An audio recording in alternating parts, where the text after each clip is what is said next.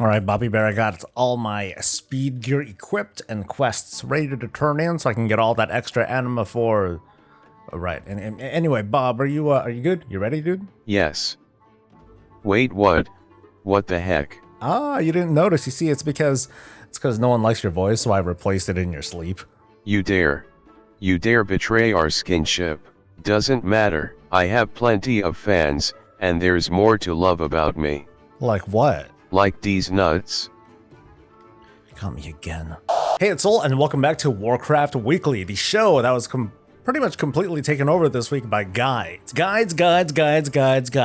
Masha. Okay, I think I'm losing my mind here, but 7 guides in 7 days? Okay, more like 6.5 guides, but the information was sound. And by the way, please use the navigation bar to get you where you want to go, because I warned you. 9.1 is dropping next week to what I think is like the toughest WoW crowd in recent memory, although my memory is good enough to know that it takes more than a long wait to rip the title of worst patch ever from the so far undefeated champion patch 6.1. Instead, while in my opinion 9.1 is very robust and full of cool stuff and enjoyable ways to get it, it is hopelessly spoiled by the wait. And let's face it, it's 2021 where being upset is an industry and catharsis is a drug. It's like walking into a pizza place mid-pandemic. There aren't enough workers and you order a pizza, but then you stand there and stare at the person making the pizza, shaking your head and making comments every step of the way, and keep in mind that they're short-handed, so you're standing there for a while, and then once it's done, you fold it into a calzone and inhale it,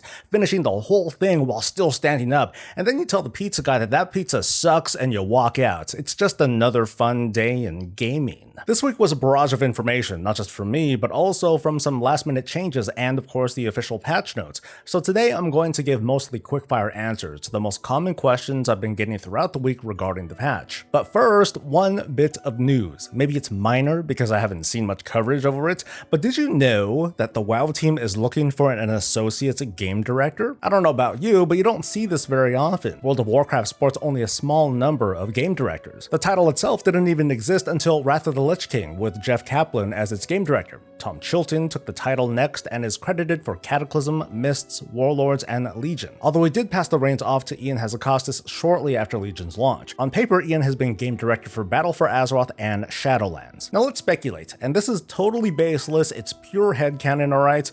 The way I see it, associate game director means either another brain to bounce off of, or the next game director to be. Let's explore the latter first. With a post for an associate game director now, that probably means Ian's up for at least one more expansion launch before he maybe pulls a Tom Chilton and leaves shortly after, meaning WoW's 9th expansion is mostly going to be his baby. But before that, he'll be grooming his assistant game director to eventually be his replacement. The fact that the game director job posting is public says everything and nothing at the same time. You could say they're interested in outside talent, or that no one internally wants the job. Maybe leadership isn't confident with an internal hire. It really could be anything, including aggressively padding staff to ramp up development. Attrition does happen and spots need to be filled and refilled, but maybe the fire is heating up under Blizzard's collective asses, and the recent initiative to hire more devs means exactly that, making the WoW team bigger. Now look at the page. They're looking for engineers who may not have to be specific to the WoW team, but we're looking at what? Like a technical designer, a game designer, a level and rewards designer, and another quest designer on top of the associate game director job. Game dev is a fickle thing, where more heads doesn't mean faster or even better, but if 2 people are at the top, maybe we'll see a shift in mentality.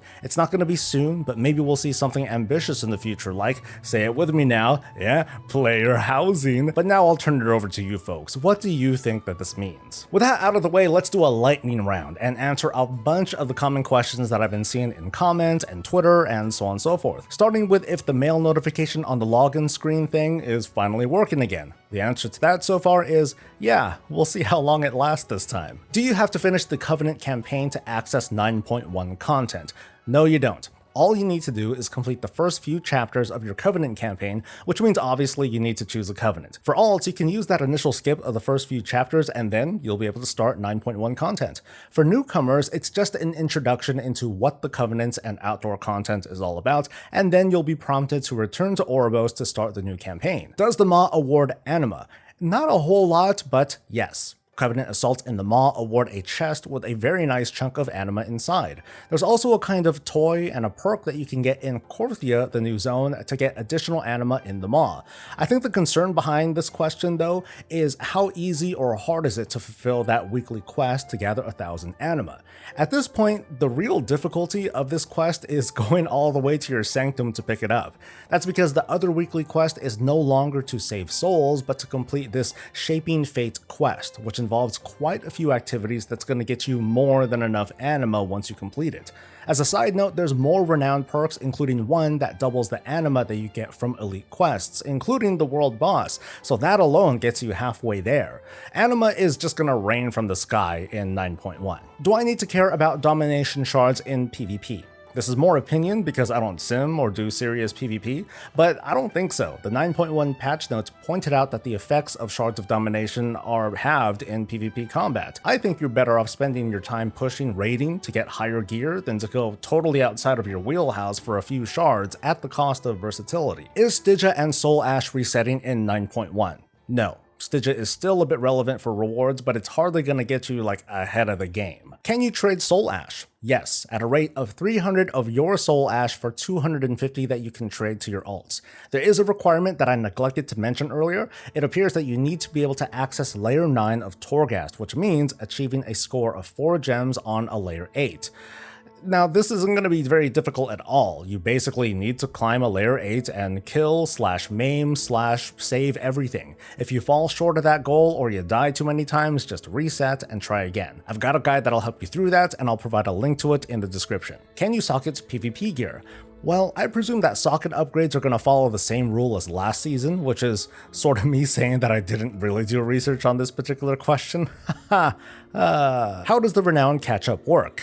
Alright, strap in. So, if your renown is less than 40, you're sort of in this super renown catch-up mode. That's going to mean Covenant Callings are going to award 2 renown up from 1.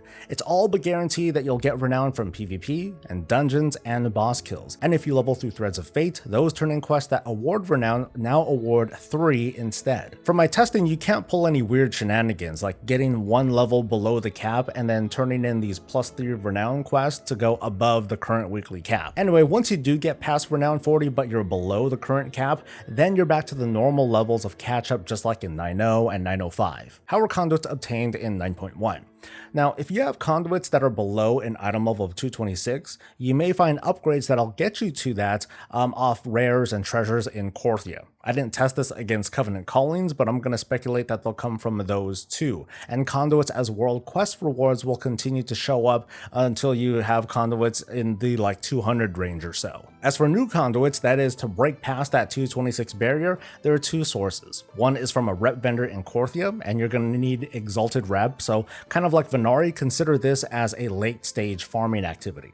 You can also get a chance for them to drop from the Adamant Vault in Torghast, and from testing, I've only been lucky enough to see anything decent drop from it once a week. So maybe it's like a weekly lockout thing, just don't take my word for it. Can you refarm Torghast for Ash and Cinders? Yes to Ash, no to Cinders. After earning the weekly reward that you're used to, re-clearing will get you 20% of the Ash that you would have received, so re-clearing a 12 will get you about 200 Ash. Pretty nice if you're close, but not close enough to some threshold. Will the Saving 20 Souls quest reward anima still after the cap? Yes, but it will no longer award renown regardless of your current renown level. This is a change to 9.1. The 2 weekly quests are now to get the 1000 anima that you pick up at your sanctum, and to complete the Shaping Fate weekly in Korthia. Do domination shards work in dungeons? Yes, they do work at their full potential. The 3-set bonus though? No. Do you still have to buy an upgrade to lift that pet limit? No. This is also just a 9.1 change that lifts the pet limit for every WoW account. Just keep in mind that the limit of 3 copies of a pet is still in place. What's the item level requirement to get into Raid Finder? 195. Ta-da! Was the text-to-speak joke real, and is it really coming in 9.1? Yes, it's real. You can access this by opening your interface and accessibility options, then check the box to read chat text out loud. Click the Configure Text-to-Speech button below, then customize the settings to your liking, including what channels are read out to you, and 2 different voice options. You're the greatest and handsomest tank of them all. I love you. And now for the $1,000,000 question. Should you recraft your legendaries? It's the flavor of the week in WoW discourse, the debate/discussion/anger over the potential conflicts between crafted legendary gear in 9.0 and domination gear that drops in the new raid in 9.1. Many players who invested a good bit of gold and time farming Torghast have raised concerns that instead of keeping their legendaries in their current slot, they're gonna have to make room for something new. It's a new peek of how WoW makes the previous season's gear irrelevant in the face of new and shiny content. Or is it? To get to answering the question of recrafting legendaries and avoiding misinformation, we've got to go all the way back to Legendaries 101 and talk about how they're made in the first place. So to make any legendary, and we'll start with a rank 1, you need a rank 1 base piece and some ash and 2 missives. The process gets a little bit more specific when we talk about upgrades. So let's say that you want to upgrade that rank 1 to a rank 4, which was a fairly common practice during the 9.0. For this, you need the rank 1 legendary that you already have. You still need a base piece, in this case a rank 4. You need some ash, but less ash than what you would need to make it from scratch. And you don't need missives, those can stay. The takeaway here is that you still need that base piece. You're saving a bit of ash and don't need new missives, which is pretty cool. But it's also the difference of making a brand new rank 4 of that same legendary. Now let's fast forward to 9.1, and for the sake of argument, let's say you did recraft your legendary in the slot that you want to future-proof yourself for later. Now though, because we're progression-minded, let's upgrade this rank 4 to a rank 6. Here's the rub though, the way upgrades work have not changed in the 9.1, it's been left mostly intact. So to upgrade, we'll take our rank 4, but at least we don't need any more soul ash because ranks 5 and 6 don't have any ash requirements at all. Sweet. But we do need a rank 6 base piece because remember, it doesn't matter if it's new gear or an upgrade, you still need that rank 6. On top of that, you're going to need soul cinders, approximately 4 weeks worth of it for the upgrade. Now for context, 4 weeks of Torghast, and this is under the assumption that you're clearing the very top layers of it, will happen to score you roughly 8,000 soul ash. Soul ash that you apparently don't need because hey, you're upgrading, you recrafted that rank 4 and you saved soul ash, right?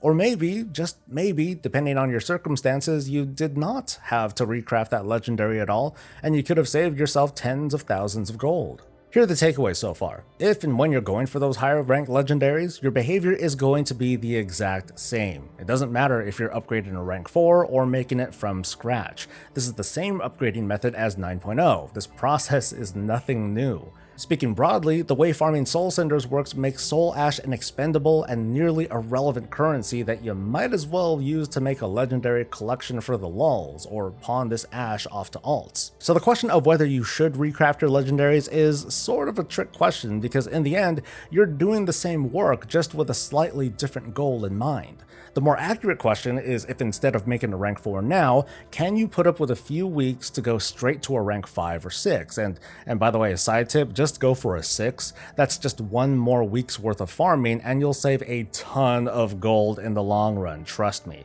Because the way I see it, and remember it's just an opinion here, but recrafting a rank 4 now, it feels like a total waste of time and gold because eventually you're going to buy that rank 6 base piece. You're going to farm up enough soul ash passively as you're collecting these cinders. The secondary question to ask is what are you really missing out on by waiting and letting domination gear and shards just kind of sit in your bags for a little while, other than the unquestionable and undebatable principle. And I should also touch on gold. There is a lot of gold at risk of being wasted because, well, for some of you that 4 to 6 week wait, that's totally not worth it. You have to be optimized 120% of the time, and spending that gold sucks. So let me fill you in on a gold making tip in 9.1. Big crafting, as I call it, is going to consume vast amounts of what are called Korthite crystals. This is needed to make the reagent to make those rank 5s and 6s. These crystals come from you. It doesn't matter what your profession is, or your class, or your playstyle, or your renown level, or your covenant choice. Korthite crystals are found in Korthia from the weekly quest where it can drop. It also comes from dailies that may appear for you or any of your max level alts if you have them, and you may get them from rares and treasure chests as well. No one has a monopoly on these crystals, and crafters need a lot of them to make these base pieces. So I'm going to make the broad assumption that many of you who are watching have been concerned about this whole recrafting thing and are the same people who want to min-max their 9.1 experience. So here's a tip.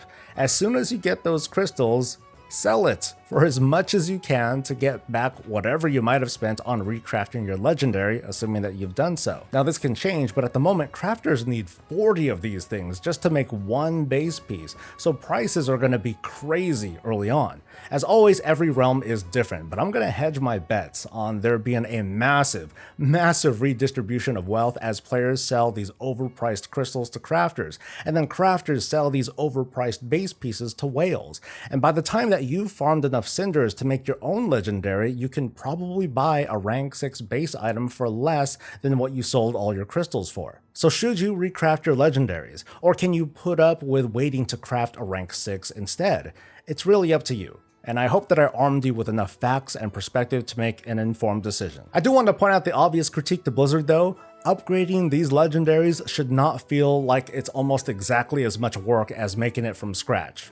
And that's the show. This most recent test cycle has taught me something that's like I already know and have shared numerous times in posts and comments and streams and over here on the weekly. I'm flashing my badge here, but as someone who's tested hundreds of video games over the years, I'm very accustomed to not having a full understanding of the vision of what's being presented to me. Today, as someone who makes stuff and presents early looks at upcoming WoW content to the public, I continue to be baffled that Blizzard is both super transparent with their progress with these weekly alpha and beta and PTR builds that everyone can see, but at the same time, they're very tight-lipped with what their vision and their process is. Just this morning, I did a kind of brain exercise with myself, and I just turned off all my previous knowledge about this patch. It's one of the skills that you pick up testing. You can eventually like switch hats between tester and consumer. So anyway, I sat down and I digested the 9.1 information and news from just the launcher and the website. I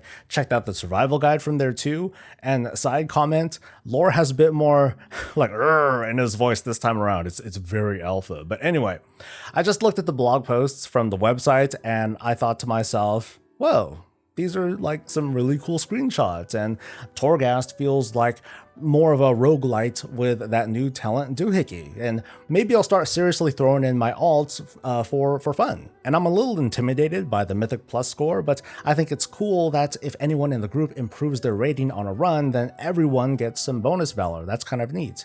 And the patch notes are they're just monsters. There's like so much to digest.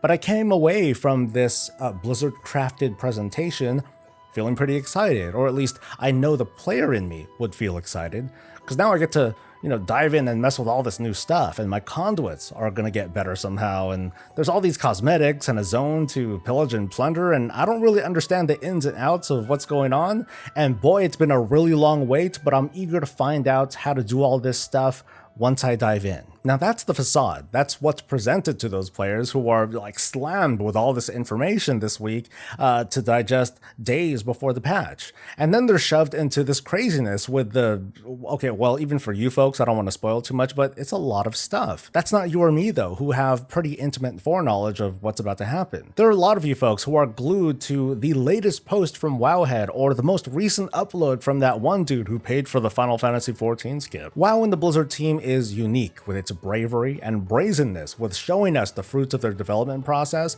while not talking about it much at all, leaving folks like me to guess the narrative or maybe to make one up with a positive or a negative spin.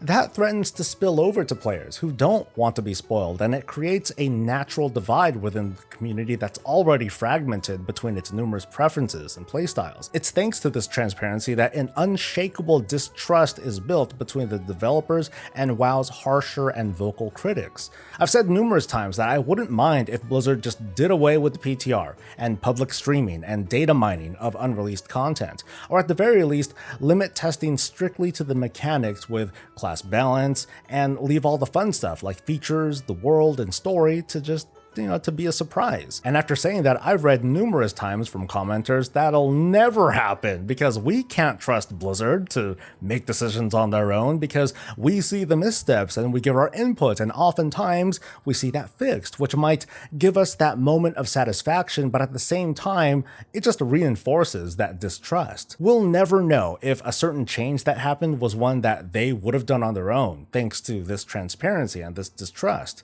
Off the top of my head at least, no game, live or unreleased, does this. And I can't think of a scenario where it's a good idea for an entire story campaign, which when it goes live, it's still going to take weeks to complete thanks to, the time gating, also has its cutscenes posted on YouTube videos with summaries and reactions galore. I'm sure that you folks right now have responses at the ready, reminders that I am part of the machine, and maybe I should stop covering this in development news just like how I stopped covering story spoilers, or that WoW does this to stay in the news cycle. I enjoy talking about it because I keep my tester hat on until I don't need to, and I just like talking about the process without making up some doomsday narrative. And you know what? Maybe somewhere in the sea of big data, this is in fact the best way to keep WoW solvent. I just don't think it's worth it though, and I would rather see a player base united in ignorance and wonder. Remember all the talk about how much, we miss when WoW was cool, when it was a big fresh adventure with mystery and places to explore and discover and be like, whoa. We can get that back easily, as long as Blizzard pulls up the blinders. It really is as easy as that. Since nothing's going to change overnight though, I do want to say that this patch cycle has been a really fun ride. I really look forward to diving in as a player to start farming up cool stuff because I really dig this Toga transmog. It's like super majestic and all that. As other content creators with their dungeon and raid guides come up, you can expect me to retreat back to more fun talks about game design like player housing and other things that I would love to see the WoW team do. And of course, I'll fill you in on news and Monday prep guides to keep you abreast of what's coming up each week during 9.1. A huge thanks to Achtung and Laura for continuing to support us, and our newest patron, Henning, our wonderful Twitch subscribers, and to you for making it to the end. We'll see you next week, folks. Until then, stay safe, stay healthy, and stay breezy.